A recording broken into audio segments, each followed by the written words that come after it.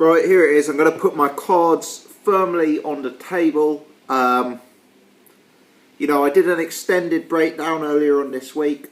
I talked for 20 minutes on this fight. I talked about all the different angles. Please check that video out if you haven't seen it. I'm going to keep it brief for here. This is a very tight fight. This is a very tight fight. Two guys, similar stages of their careers, 100% win ratios, both with high KO ratios. Neither of them have gone late in fights. Neither of them have fought elite level of opposition. Who's going to win? Impossible to say with certainty, but I'm going to pick Dillian Whyte to win. I'm going to pick Dillian Whyte to upset Anthony Joshua. I think Dillian Whyte's answered more questions in his professional career so far than Anthony Joshua.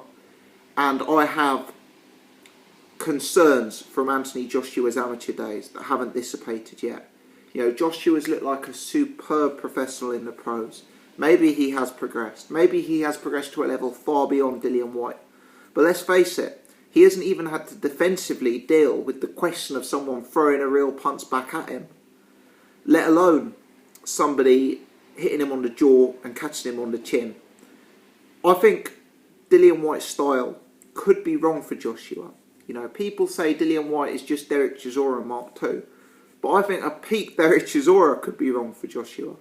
Joshua's a guy who, to me, is a guy who's so reliant on range. You know, so reliant on range. He likes to tee off at opponents from that nice three-quarter range with their backs to the ropes.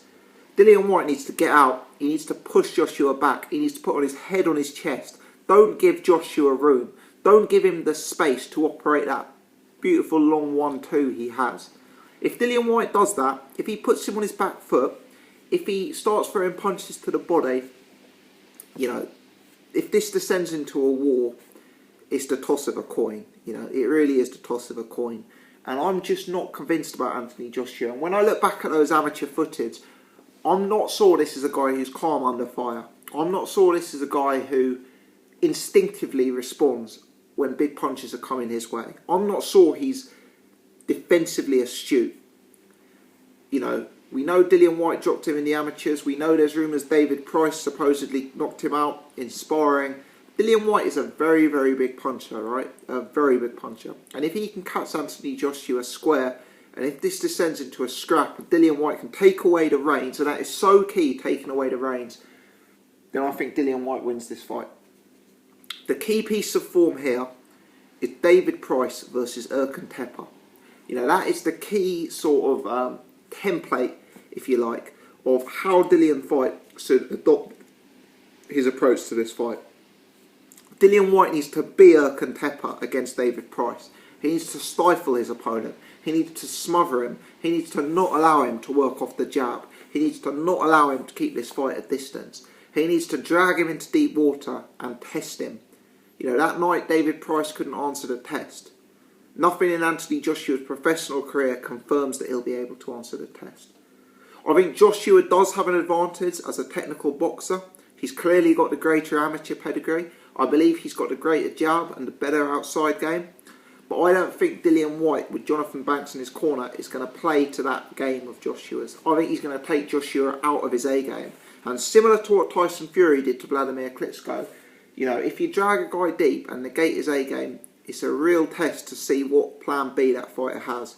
Vladimir Klitschko didn't have a plan B. I'm not so sure Joshua will. And I'm not sure stylistically that Dillian Whyte is a good matchup for Anthony Joshua. So I'm picking Dillian Whyte to win this fight. I have bet on Dillian Whyte at 8 and 9 to 1, which I've got online. I believe 8 to 1 is still available with Sky Bet. Now, just briefly, you'd be mad to discount Anthony Joshua out of this fight. He's given the impression he's a big puncher. Dillian Whyte, he doesn't appear to be the most defensively astute fighter.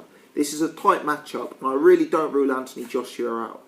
I think Anthony Joshua has the advantage if this fight is fought at range. I think Anthony Joshua has the advantage if this becomes a chess match and a technical boxing match. Having considered, I'm kind of the opinion that this may well descend into a scrap, and I just think that favours Dillian Whyte. I think if Joshua lands on Dillian Whyte, with Dillian Whyte's kickboxing, MMA, pro record, I'm not convinced that Dillian Whyte will be on the floor. I think he'll still be fighting on, making it hard for Joshua. To be honest, if Dillian Whyte lands on Joshua's chin, one of those big punches he can get off, my money's on Joshua getting knocked out. Let me know your thoughts on this fight. I know it's not going to be popular, but we're close to fight time now, and I'm looking forward to discussing this in more detail on the night. Thanks for watching.